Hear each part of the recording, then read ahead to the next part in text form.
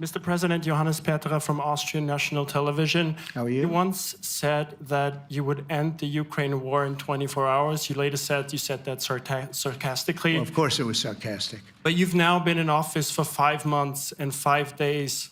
Why have you not been able to end the Ukraine war? Because it's more difficult than people would have any idea. Vladimir Putin has been more difficult. Frankly, I had some problems with Zelensky. You may have read about him. And it's been more difficult than other wars. I mean, look, we just ended a war in 12 days that was simmering for 30 years, frankly. We ended Rwanda and the Congo. It's coming to sign the documents. We've already signed basic documents, but they're coming, I think, to the White House on Friday. We ended Serbia was going to go at it.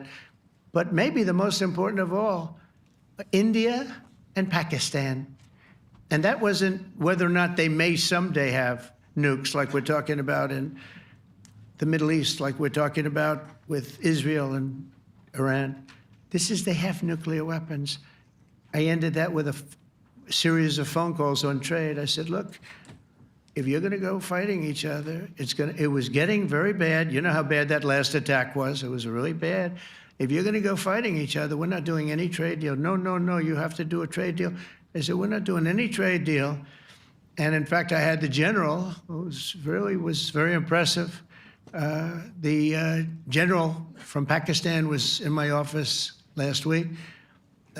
You know, Prime Minister Modi is a great friend of mine. He's a great gentleman. He's a great man. And I got them to reason. I said, we're not doing a trade deal if you're going to fight. And if you're going to fight each other, we're not doing a trade deal. And you know what? They said, no, I want to do the trade deal. We stopped the nuclear war. Go ahead.